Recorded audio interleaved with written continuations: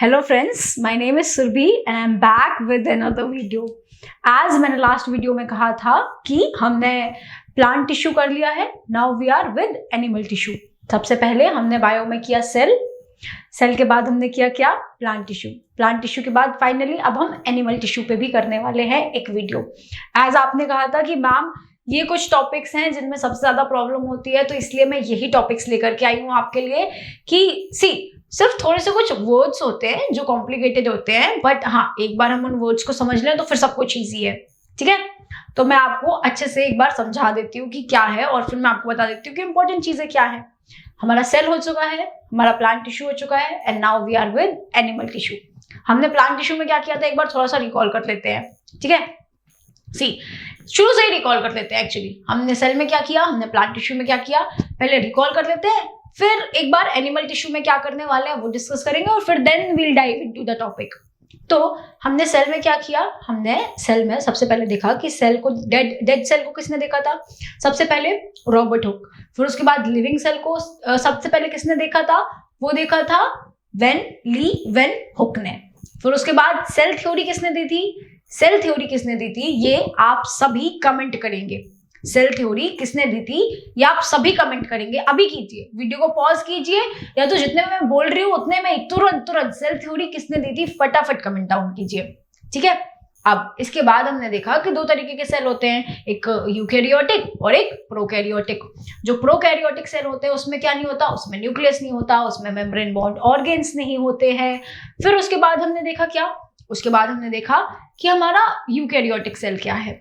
हमने eukaryotic cell में काफी सारी चीजें देखी। हमने देखा न्यूक्लियस क्या है, हमने देखा न्यूक्लियस के बाद एंडोप्लाज्मिक रेटिकुलम क्या है, उसके बाद हमने देखा लाइबोसोम्स क्या है, उसके बाद हमने क्या देखा, उसके बाद हमने देखा माइटोकॉन्ड्रिया क्या है, हमने देखा साइटोप्लाज्म क्या है, हमने एनर्जी करेंसी समझी। हमने समझा कि जो न्यूक्लियस होता है उसमें हिस्टोन प्रोटीन और डीएनए होता है, जो न्यूक्लियोइड होता है, जो न्यूक्लियस के अंदर होता है उसमें प्रोटीन एंड आरएनए होता है। हमने देखा कि एंडोप्लाज्मिक रेटिकुलम में दो तरीके का एंडोप्लाज्मिक रेटिकुलम होता है, एक होता है स्मूथ एंडोप्लाज्मिक रेटिकुलम, एक होता है रफ एंडोप्लाज्मिक रेटिकुलम। जो रफ एंडोप्लाज्मिक रेटिकुलम होता है उसकी जो वॉल्स होती हैं उस पे होता है राइबोसोम्स। राइबोसोम्स क्या करते हैं, प्रोटीन को सिंथेसाइज करते हैं। उसके बाद हमने देखा कि जो स्मूथ एंडोप्लाज्मिक रेटिकुलम है, स्मूथ उसमें राइबोसोम्स नहीं है, उसमें राइबोसोम्स नहीं है तो वो प्रोटीन को तो सिंथेसाइज नहीं करता है। तो किस चीज को सिंथेसाइज करता है, लिपिड्स को, स्टीरॉयड हार्मोन्स को। स्टीरॉयड हार्मोन्स क्या है, जिनसे मसल्स बनती हैं। अगेन मैम की नहीं है पर आप सबकी हैं। और अब हमें पता भी है कि सिंथेसाइज कौन करता है, स्मूथ एंडोप्लाज्मिक रेटिकुलम। इसके बाद हमने देखा कि लाइबोसोम्स क्या है, लाइबोसोम्स में हाइड्रोलाइटिक एंजाइम्स है। हाइड्रोलाइटिक एंजाइम्स की वजह से जो लाइबोसोम्स होता है उसको हम कहते हैं सुसाइड बैग, क्योंकि वो पूरे सेल को रप्चर कर सकता है। इसके बाद हमने क्या समझा, इसके बाद हमने समझा कि वो बनता है गोल्जी बॉडी से। Golgi body forms the lysosomes and जो गोल्जी बॉडीज होती है, गोल्जी बॉडीज क्या करती हैं, सिर्फ एक ही काम है नहीं, और भी काम है। क्या काम है, जो गोल्जी बॉडीज होती हैं वो पूरा सर्कुलेशन मेंटेन करती हैं इनसाइड अ सेल। उसके बाद हमने देखा कि माइटोकॉन्ड्रिया क्या है, mitochondria is the power house of the cell. Power house of the cell power provide करता है। पावर कैसे प्रोवाइड करता है, एनर्जी के थ्रू। एनर्जी कैसे आती है एनर्जी, एनर्जी आती है ATP currency, aerobic respiration. Aerobic respiration is in the presence of oxygen energy is formed, ATP currency is formed, that happens in mitochondria। ये थे सेल की कुछ इंपॉर्टेंट चीजें जो हमने देखी। उसके बाद हमने प्लांट टिश्यू पढ़ा। प्लांट टिश्यू भी एक बार रिवाइज कर लेते हैं। प्लांट टिश्यू में हमने क्या क्या पढ़ा, प्लांट टिश्यू में हमने पढ़ा कि दो तरीके के प्लांट टिश्यूज होते हैं, दो तरीके के प्लांट टिश्यूज होते हैं। Actually let's see it, let's look at it. Yes, here we go. Plant tissue, plant tissue में हमने देखा दो तरीके के प्लांट टिश्यू होते हैं, एक मेरिस्टेमेटिक एक परमानेंट, एक मेरिस्टेमेटिक एक परमानेंट। मेरिस्टेमेटिक में हमने देखा apical, intercalary, apical, intercalary and lateral. जो एपिकल होता है वो क्या करता है, वो प्राइमरी ग्रोथ के लिए रिस्पॉन्सिबल होता है। जितनी भी टिप्स होती हैं, be it tip above the root above the soil और be it below the soil. Below the soil and above the soil जितना भी ग्रोथ होता है वो किसकी वजह से होता है? एपिकल की वजह से. जो हमारा इंटरकैलरी है, जितनी भी नोड्स होती हैं, नोड्स पे जो ग्रोथ होती है वो होती है इंटरकैलरी की वजह से. और जो हमारा स्टेम होता है, जो स्टेम की थिकनेस, जो हमारे स्टेम की थिकनेस होती है वो किसकी वजह से होती है? वो होती है हमारे लेटरल की वजह से. इसके बाद हमने समझा कि टिश्यू ये तो हो गए जो ग्रोथ के लिए रिस्पॉन्सिबल है, ये हो गए मेरिस्टेमेटिक. अब होते हैं परमानेंट. परमानेंट टिश्यू मतलब कि इन्होंने सेल डिवीजन छोड़ दिया है, इनके सेल ने डिवाइड करना छोड़ दिया है, पर इनके सेल ने एक कुछ तो भी परमानेंट काम ले लिया है. वो परमानेंट काम दो तरीके से डिवाइड हो जाता है, एक है सिंपल परमानेंट और एक है कॉम्प्लेक्स परमानेंट. अब सिंपल परमानेंट क्या है? देखो, सिंपल परमानेंट मतलब कि 3 तरीके हैं. एक है पेरेन्काइमा, एक है कोलेनकाइमा और एक है स्केलेनकाइमा. एक है पेरेन्काइमा, एक है कोलेनकाइमा और एक है स्केलेनकाइमा. जो हमारा पेरेन्काइमा है, पेरेन्काइमा क्या करता है? जो हमारा पेरेन्काइमा है ये लिविंग सेल है जो सेल्यूलोज का बना हुआ है और ये हमें स्टोरेज प्रोवाइड करता है. ये हमें स्टोरेज प्रोवाइड करता है. इसके बाद आता है कोलेनकाइमा. जो कोलेनकाइमा है, कोलेनकाइमा क्या है? कोलेनकाइमा है लिविंग और ये भी सेल्यूलोज या पेप्टिन का बना हुआ होता है और फ्लेक्सिबिलिटी प्रोवाइड करता है. इसके बाद अब हम स्टोरेज मिल गया, फ्लेक्सिबिलिटी मिल गई, हमें क्या बचा? स्ट्रेंथ. स्ट्रेंथ कौन प्रोवाइड करता है? Sclerenchyma. Scleren strength, scleren strength, strength. तो स्ट्रेंथ कौन प्रोवाइड करता है? स्केलेनकाइमा. ये किसका बना हुआ होता है? कमेंट कीजिए. You have to comment down कि स्केलेनकाइमा किसका बना होता है. स्केलेनकाइमा किसका बना होता है? You have to comment it down. अब स्केलेनकाइमा डेड होता है और हमें स्ट्रेंथ प्रोवाइड करता है. हमें मतलब कि प्लांट को स्ट्रेंथ प्रोवाइड करता है, यू नो दैट. अब इसके बाद आता है कॉम्प्लेक्स. कॉम्प्लेक्स क्या होता है? कॉम्प्लेक्स परमानेंट में एक टाइप का सेल नहीं होता, डिफरेंट टाइप के सेल होते हैं. मतलब अगर हम बात करते हैं जाइलम की, तो जाइलम पेरेन्काइमा होगा, जाइलम स्केलेनकाइमा होगा. अगर हम फ्लोएम की बात करते हैं तो फ्लोएम पेरेन्काइमा होगा, फ्लोएम स्केलेनकाइमा होगा. ये डिफरेंट टाइप के सेल्स मिल करके जो टिश्यू बनाते हैं, इसलिए उसको कह देते हैं कॉम्प्लेक्स परमानेंट टिश्यू. अब जो हमारा जाइलम है वो वाटर ट्रांसफर करता है. जो हमारा जाइलम है वो वाटर ट्रांसफर करता है. वाटर कैसे ट्रांसफर करता है? From the roots to the tips. ठीक है. उसके बाद आता है हमारा फ्लोएम. जो फ्लोएम है वो फूड ट्रांसफर करता है. फूड कैसे ट्रांसफर करता है? एलिवेटर की तरह, ऊपर नीचे. This is what we learned. And अब हमें क्या पढ़ना है? अब हमें पढ़ना है animal tissue. This is our animal tissue. तो देखो, एनिमल टिश्यू में ना 4 तरीके के टिश्यू हैं. जैसे हमने प्लांट टिश्यू में देखा कि 2 तरीके के टिश्यू होते हैं, वैसे एनिमल में ना 4 तरीके के हैं. 4 तरीके के कौन से हैं? Apical, apical number 1, apical number 1, apical number 2, muscular number 2, muscular number 3, connective and number 4 nervous. Number 4 nervous tissue. देखो, इसमें ना आई स्टार्ट विद नर्वस. हम सारा कुछ कवर करने वाले हैं, पर मैं पीछे से कवर करना शुरू करूंगी. ठीक है. तो इसके लिए अगेन मैंने आप सभी के लिए नोट्स बनाए हैं from my students point of view. उतना जितना आने वाला है, जितना इंपॉर्टेंट है, जितना जरूरी है, जो मैं पढ़ाने वाली हूँ और जो आपको समझ में आएगा. हमें पीएचडी नहीं करनी इस टॉपिक पे. अगेन आई से, हमें पीएचडी नहीं करनी इस टॉपिक पे. हमें उतना पढ़ना है जितना हमारे एग्जाम्स में आता है. तो स्टार्टिंग विद नर्वस. सी, मेरे साथ ना आप प्लीज ये डायग्राम बनाइए. ये डायग्राम बनाइए. ये डायग्राम मैं आपसे क्यों बनवा रही हूं? क्योंकि ये डायग्राम ना पहले आ चुका है. ये डायग्राम पहले आ चुका है और ऐसा नहीं है कि ये नहीं आएगा. ये डायग्राम आया है, इस डायग्राम से रिलेटेड क्वेश्चंस आए हैं और ये डायग्राम और इससे रिलेटेड क्वेश्चंस आगे भी आ सकते हैं, क्योंकि for 2 years in a row ये डायग्राम और इससे रिलेटेड क्वेश्चंस आए हैं. तो we need to be well versed with this diagram. Now this is, ये जो आपको, ये है नर्व सेल. ये पूरा है nerve cell. Nerve cell is the fundamental unit. जो फंडामेंटल यूनिट है वो है नर्व सेल. जो नर्व सेल है वो लॉन्गेस्ट सेल है. जो नर्व सेल है वो लॉन्गेस्ट सेल है. Right down this point. Nerve cell is the fundamental, nerve cell is the fundamental unit. Nerve cell is the longest cell. Nerve cell is the longest cell. Now ये जो आपको end दिख रहे हैं, this is called dendroids. Dendroids. इसमें ये जो आपको सेल की बॉडी दिख रही है, इसको बोलते हैं एक्सॉन. इसको बोलते हैं एक्सॉन। और ये जो आपको एंडिंग दिख रही है इसको बोलते हैं नर्व एंडिंग। नर्व एंडिंग और एक्सॉन एंडिंग।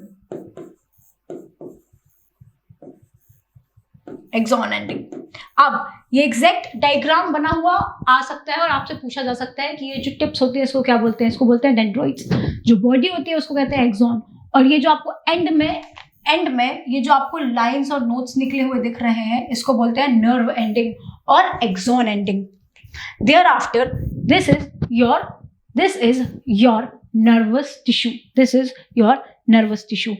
अब नर्वस टिश्यू जो है ये दो तरीके से डिवाइडेड है। एक तो आपका हो गया नर्व, एक तो हो गया है नर्व सेल जो हमने ये देख लिया, ठीक है। इसके बाद इसको ये न्यूरॉन के बाद आता है हमारा ग्लाया सेल। जो हमारे ग्लाया सेल होते हैं इनको हम बोलते हैं केयर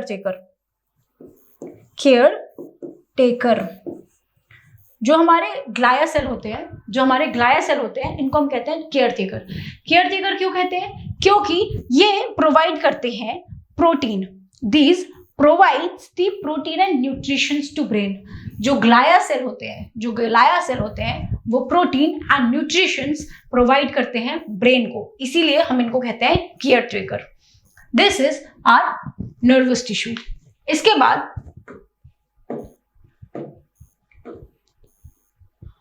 बाद हम आ जाते हैं हमारे कनेक्टिव टिश्यूज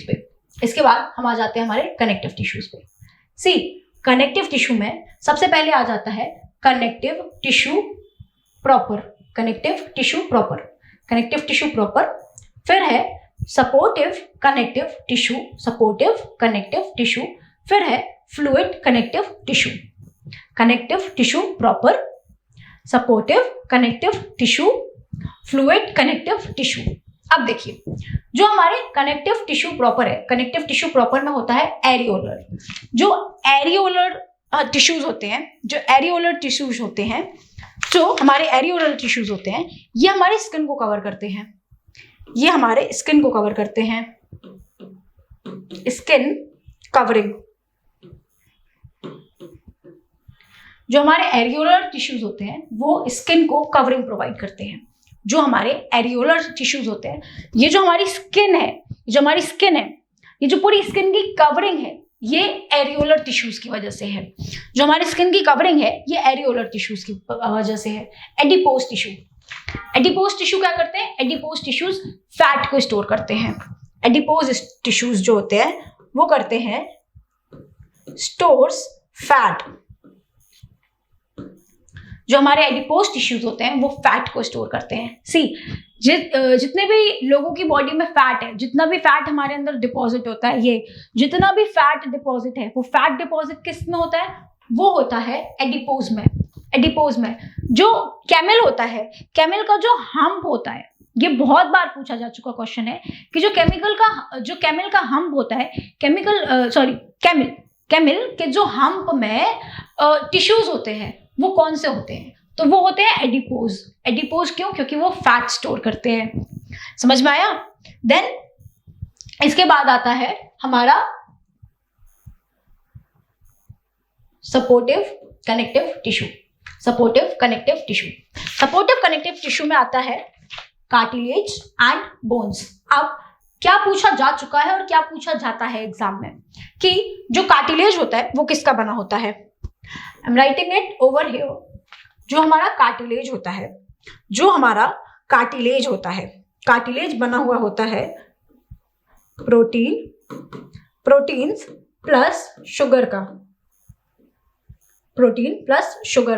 और जो हमारी बोन होती है, बचपन से हम पढ़ते आ रहे हैं कि कैल्शियम खाने से बोन्स स्ट्रांग होती हैं। कैल्शियम एंड फॉस्फोरस की बनी होती है हमारी बोन्स बनी होती है कैल्शियम की एंड फॉस्फोरस की। और जो हमारा कार्टिलेज होता है, कार्टिलेज क्या होता है? ये जो हमारे ईयर का पिन्ना होता है, दिस सॉफ्ट लोब, ये जो हमारे नोज में ये जो शेप होता है दिस, देन जितनी भी ये कनेक्टिव चीजें होती हैं where there is no muscle but still it is standing, is made up of cartilage. जो हमारे ईयर का पिन्ना होता है वो कार्टिलेज का बना होता है। जो हमारी प्रेजेंस ऑफ नोज, ये जो हमारी नोज होती है ये कार्टिलेज की बनी हुई होती है। कार्टिलेज किसका बना हुआ होता है? कार्टिलेज बनता है प्रोटीन का एंड शुगर का। उसके बाद आती है हमारी बोन्स। जो हमारी बोन्स है वो है supportive connective tissue. See it जो नेम है वही आपको एक्सप्लेन कर रहा है। जो हमारी कार्टिलेज है वो क्या प्रोवाइड कर रही है? हमें सपोर्ट। जो हमारी बोन्स है, ये बोन्स ही तो है ना जिसकी वजह से मैं खड़ी हुई हूं सीधे। जो स्नेक होता है वो रेंगता है जमीन पे, क्यों? क्योंकि वो सीधा नहीं, वो एग्जैक्ट सीधे चल नहीं पाता। क्यों?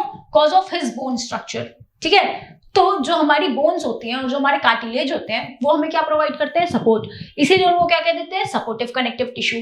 उसके बाद आता है फ्लूइड कनेक्टिव टिश्यू। उसके बाद आता है फ्लूइड कनेक्टिव टिश्यू। अब फ्लूइड कनेक्टिव टिश्यू से सबसे ज्यादा क्वेश्चन आए हैं। फ्लूइड कनेक्टिव टिश्यू से सबसे ज्यादा क्वेश्चन आए हैं। क्या क्वेश्चन आए हैं? एक होता है ब्लड और एक होता है लिम्फ। एक होता है ब्लड और एक होता है लिम्फ। ब्लड में दो चीजें होती हैं। अभी बहुत ज्यादा न्यूज में था प्लाज्मा। एक होता है प्लाज्मा और दूसरा होता है सेल। एक होता है प्लाज्मा और एक होता है सेल। सेल में होता है RBC, एक है प्लाज्मा एक है सेल।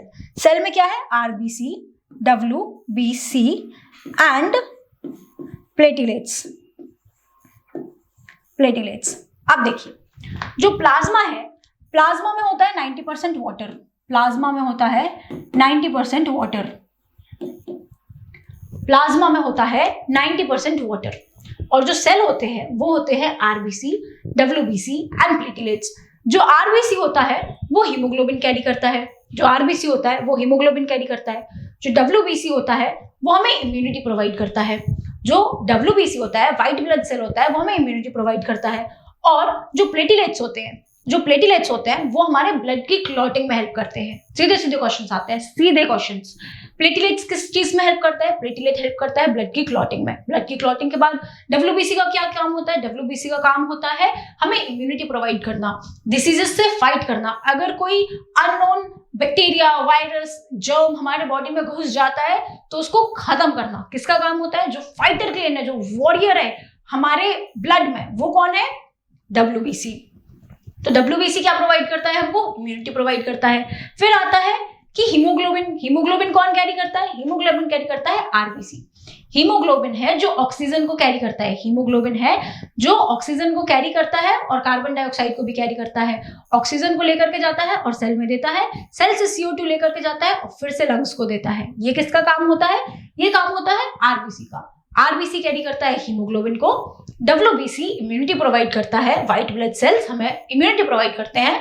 और जो प्लेटिलेट्स हैं वो ब्लड की क्लॉटिंग करते हैं। इसीलिए कहते हैं ना कि अगर प्लेटिलेट्स काउंट कम हो जाती है तो ब्लड की क्लॉटिंग इजीली नहीं हो पाती है, और अगर एक छोटा सा भी कट लग जाए तो काफी ब्लड लॉस हो जाता है। That's how important are platelet is.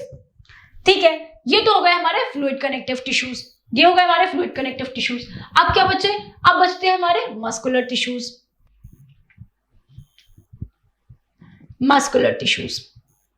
So let's talk about the muscular tissues.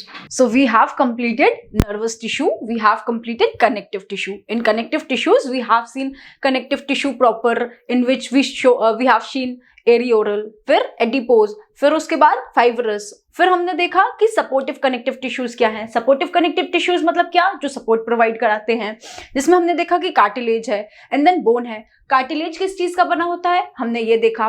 Bone किस चीज की बनी होती है? कैल्शियम एंड फॉस्फोरस, हमने ये देखा। फिर उसके बाद fibrous connective tissue. Fibrous connective tissue क्या है? ब्लड एंड लिम्स, हमने ये डिटेल में देखा है। डायरेक्ट क्वेश्चंस आते हैं जिनसे। अब हम देखने वाले हैं कि हमारे मस्कुलर टिश्यूज क्या होते हैं। See muscular tissues, this is as I said कि हमारे एडिपोरल है फर्स्ट, देन मस्कुलर है सेकंड, देन कनेक्टिव है थर्ड एंड देन नर्व्स है फोर्थ।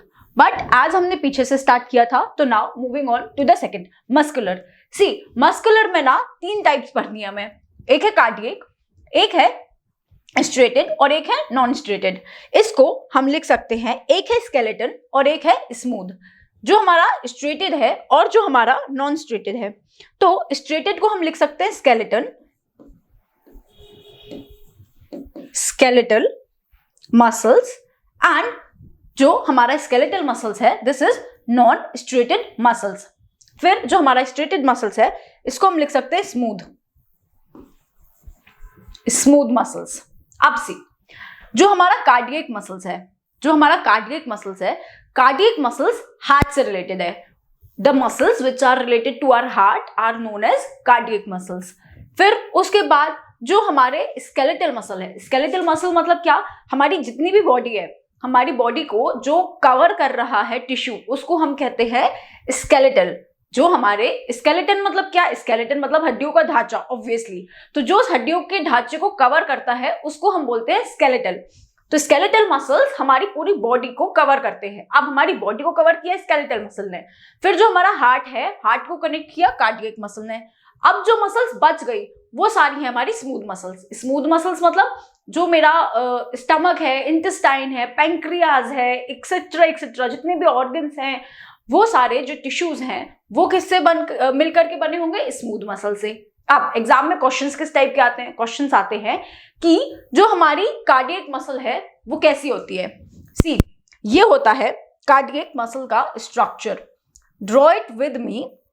ये है हमारी कार्डियक मसल का स्ट्रक्चर।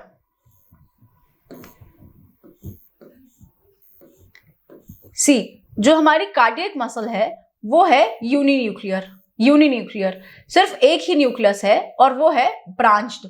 जो हमारी कार्डियक मसल है इसका कुछ ऐसा स्ट्रक्चर होता है। ऐसा स्ट्रक्चर का मतलब है कि आपको दिख रहा है हर एक सेल में एक सिर्फ एक न्यूक्लियस है, सिर्फ एक न्यूक्लियस है, ठीक है, और ये ब्रांच्ड है। तो क्वेश्चन आएगा कि जो कार्डियक मसल है दैट इज यूनिन्यूक्लियर एंड ब्रांच्ड। आपको बताना है कि कार्डियक मसल दिखती कैसी है। तो कैसी दिखती है, एक तो यूनिन्यूक्लियस होती है, एक ही न्यूक्लियस होता है, उसके बाद ब्रांच्ड होती है, उसके बाद इनवॉलंटरी होती है। इनवॉलंटरी का क्या मतलब है, सी, हम हार्ट को बोलते तो नहीं है ना कि हार्ट चलो अब बीट करो, अब चलो रुक जाओ, मत बीट करो थोड़ी देर के लिए, नहीं, वो इनवॉलंटरी होती है।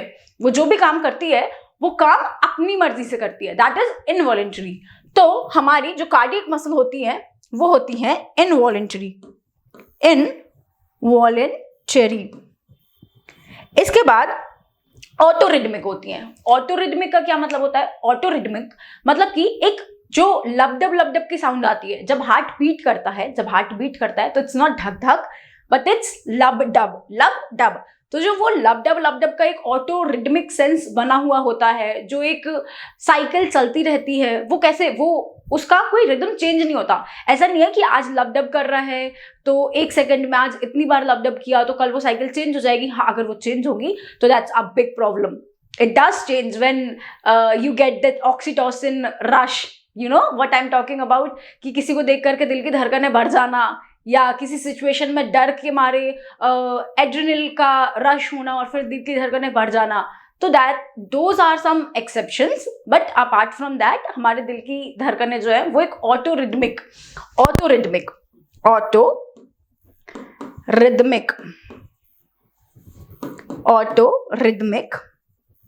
वे में चलती रहती हैं। अब इसके बाद हम आते हैं स्केलेटल पे।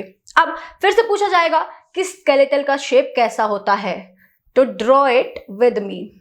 जो हमारी स्केलेटल होती हैं वो ऐसे सिलेंड्रिकल शेप की होती है, सिलेंड्रिकल शेप की होती है, प्लस मल्टीपल न्यूक्लियस होते हैं। जो हमारी स्केलेटल मसल होती है वो ऐसे सिलेंड्रिकल शेप की होती हैं और इनमें मल्टीपल न्यूक्लियस होते हैं।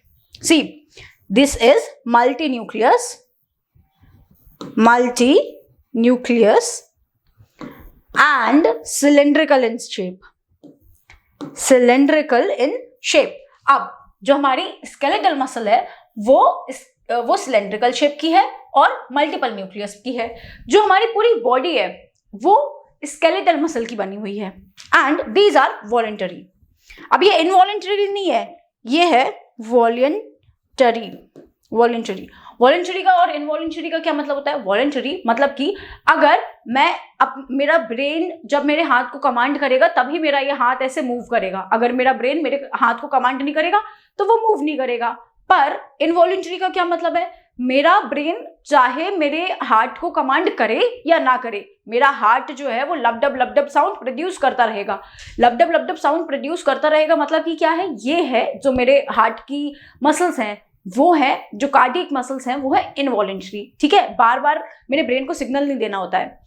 पर जब मेरे स्केलेटल मसल्स मतलब मेरा हाथ, मेरे पैर, मेरा full body, facial expressions, whatsoever it is, when my brain will command to move then only my hands will move, then only मेरा मुंह खुलेगा और आवाज निकलेगी। तो this is everything is voluntary. तो किसी को एक थप्पड़ मारना या ना मारना, it's completely in your hand. ठीक है, देन अगेन स्मूथ मसल्स। अब स्मूथ मसल्स का फिर से शेप पूछेंगे तो again draw it with me. It is spindle shape. Spindle shape, uninuclear. Spindle shape, spindle shape, spindle shape, uninuclear. ये ऐसा स्पिंडल जैसा शेप होता है, ऐसा स्पिंडल जैसा शेप होता है और सिर्फ एक ही न्यूक्लियस होता है। तो uninuclear and spindle shape, uninuclear and spindle shape. अब आप खुद सोचिए ये वॉलंटरी होगी या इनवॉलंटरी होगी? फॉर एग्जाम्पल जो स्मूथ मसल्स हैं वो मेरे स्टमक की मसल्स हैं, तो जो मेरे स्टमक की मसल्स हैं, do I have to command कि अभी खाना चला गया है, अभी खाना डाइजेस्ट करना है, फिर एनर्जी प्रोवाइड करनी है। एनर्जी कैसे प्रोवाइड होती है? माइटोकॉन्ड्रिया। माइटोकॉन्ड्रिया में क्या होता है? Aerobic respiration, ATP molecule generate होते हैं। ये सब कुछ हमने सेल में पढ़ा हुआ है, तो आई होप आपको अभी ये सब कुछ याद हो चुका होगा, राइट? तो अब जो हमारी स्मूथ मसल्स हैं वो इनवॉलंटरी होती है। अगेन खाना चला जाता है, खाना अपने आप डाइजेस्ट हो जाता है, हमें एनर्जी मिल जाती है, ब्रेन को अलग से सिग्नल्स नहीं सेंड करने होते हैं कि okay now we are giving input of food and you have to process it and then output should be energy. नहीं, ऐसा कुछ नहीं होता, इट्स इनवॉलंटरी। नाउ शेप कैसा है? Spindle shape and it is uninuclear. चलो ये समझ में आ गया। इतने ही क्वेश्चंस हैं जो आने हैं मस्कुलर से। एक बार सारा कुछ फटाफट रिवाइज कर लेते हैं। हमने देखा कि कार्डियक मसल्स मतलब क्या? वो मसल्स जो हमारे हाथ से रिलेटेड है। वो कैसी हैं? यूनिन्यूक्लियर है और ब्रांच्ड हैं, यूनिन्यूक्लियर है और ब्रांच्ड हैं। ये है इनवॉलंटरी, इनको अलग से बार बार कमांड नहीं देनी होती है। फिर उसके बाद आता है स्केलेटल मसल। अब स्केलेटल क्या है? जो हमारे पूरे बॉडी को कवर किया हुआ है मसल्स, वो है स्केलेटल मसल्स। वो कैसी होती है? सिलेंड्रिकल। और न्यूक्लियस कैसे होते हैं? Multiple nucleus. मतलब सिर्फ एक जो हमारा ये सेल होता है उसमें मल्टीपल न्यूक्लियस होते हैं और वो सिलेंड्रिकल शेप का होता है। ठीक है, उसके बाद ये कैसा होता है? वॉलंटरी की इनवॉलंटरी?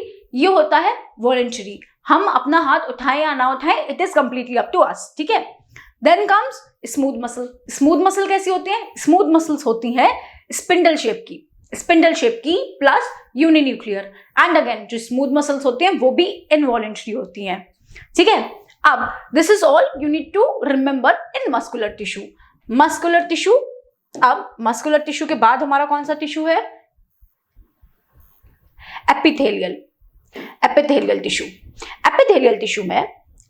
टिश्यू में सबसे पहले सिंपल स्क्वेमस एपिथेलियल, फिर है स्ट्रेटिफाइड स्क्वेमस एपिथेलियल, फिर है कॉलुमिनर एपिथेलियल, फिर है सीलिएटेड कॉलुमिनर एपिथेलियल, फिर है cuboidal epithelial and finally glandular epithelial.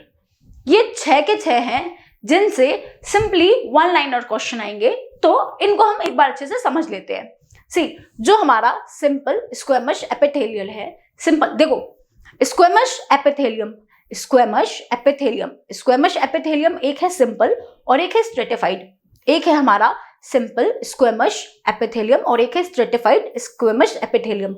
Simple और स्क्वेमस में डिफरेंस क्या है? जो सिंपल होता है उसमें सिंगल लेयर ऑफ सेल होती है, जो सिंपल है उसमें सिंगल लेयर है, वेयर एज जो स्ट्रेटिफाइड है, स्ट्रेटिफाइड में मल्टीपल लेयर ऑफ सेल है, इसमें है single layer of cell, single layer of cells, whereas stratified में है मल्टीपल लेयर ऑफ सेल। अब क्वेश्चन क्या आएगा, जो स्ट्रेटिफाइड स्क्वेमस एपिथेलियम टिश्यू है उसमें सिंगल लेयर ऑफ सेल है या मल्टीपल लेयर ऑफ सेल है, तो वी नो कि उसमें मल्टीपल लेयर ऑफ सेल है। फिर क्या क्वेश्चन आएगा कि जो सिंपल स्क्वेमस एपिथेलियम है उसमें सिंगल लेयर है या मल्टीपल लेयर है, तो उसमें सिंगल लेयर है। नाउ एग्जाम्पल इज कि जो हमारी लाइनिंग ऑफ माउथ होती है, see single layer of cell, ये होता है ना कि व्हेनेवर विंटर कम्स तो the corner of our mouth starts cracking. क्यों ऐसे क्रैक करने लगता है, क्योंकि सिंगल लेयर ऑफ सेल होती है, तो cause single layer of cell होती है तो वहां पे क्रैक्स शुरू हो जाती है। तो जो भी ऐसे सिंगल लेयर ऑफ सेल्स वाले पार्ट्स होते हैं वो सब होते हैं सिंपल स्क्वेमस एपिथेलियम। तो write down in examples the lining of mouth, the lining of mouth,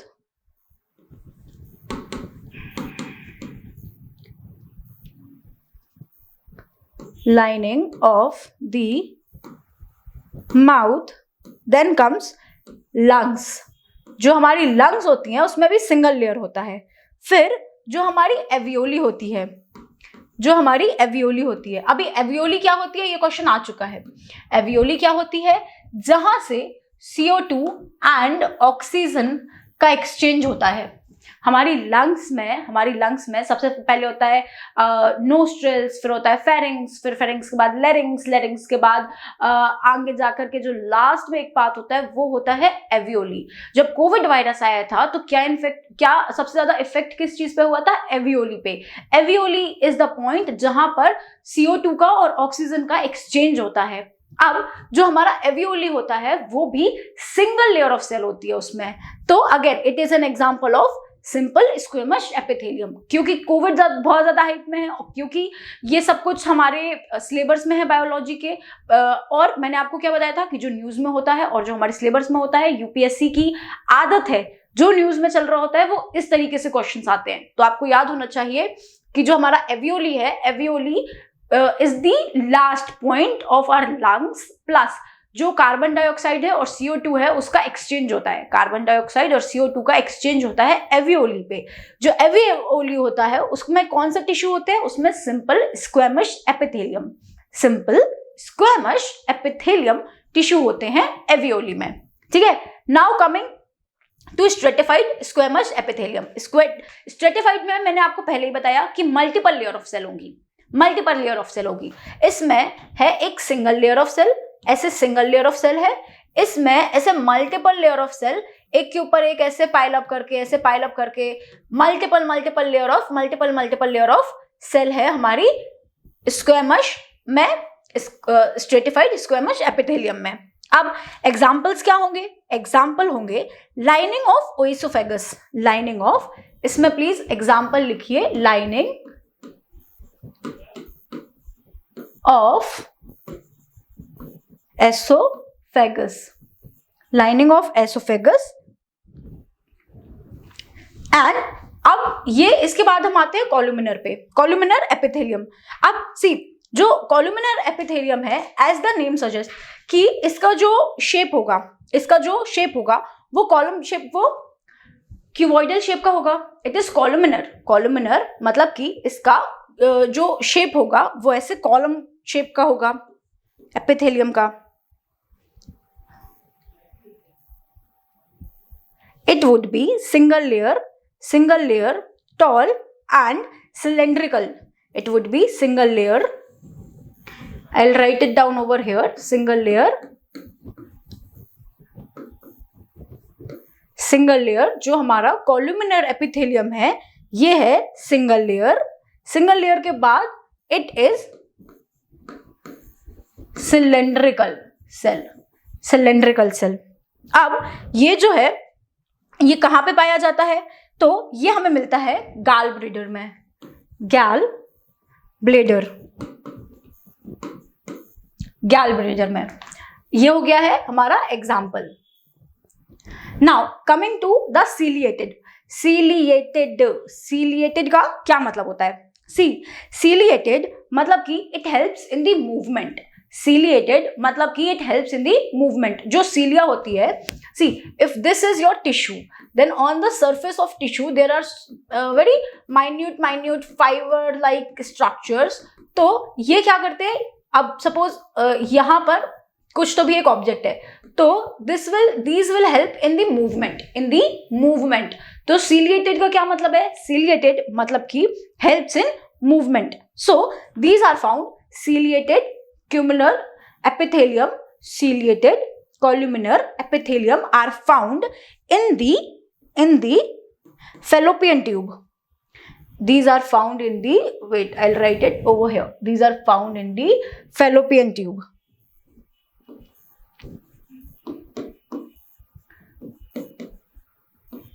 These are found in the fallopian tube.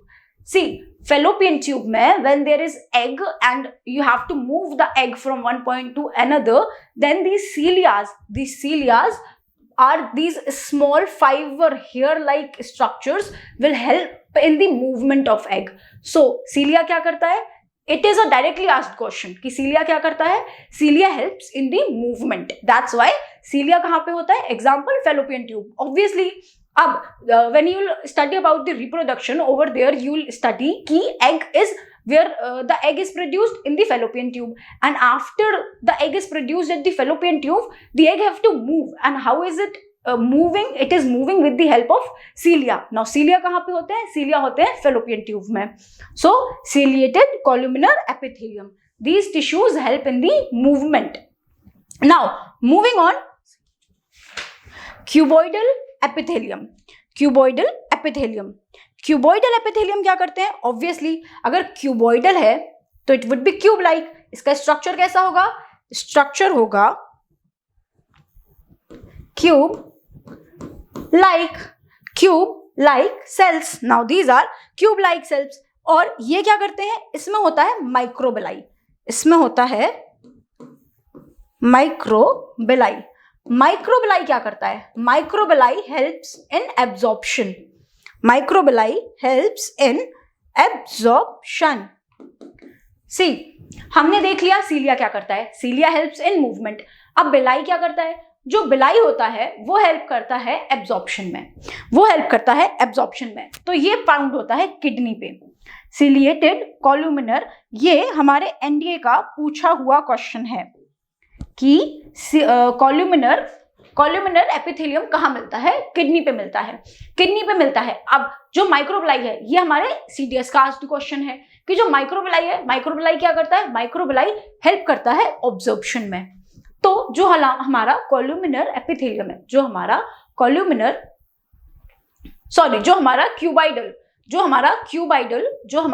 Cuboidal epithelium है, इसका शेप कैसा है? क्यूब लाइक शेप है. और ये जो क्यूब लाइक शेप होता है, इसके सरफेस पे होती है माइक्रोबेलाई.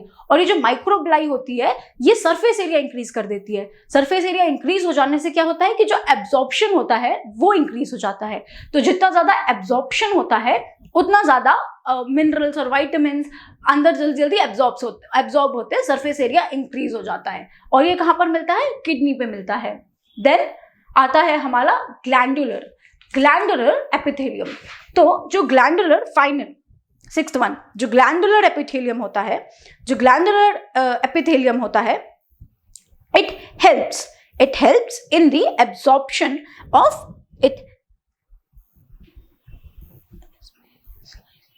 it helps in the secretion of specific glands.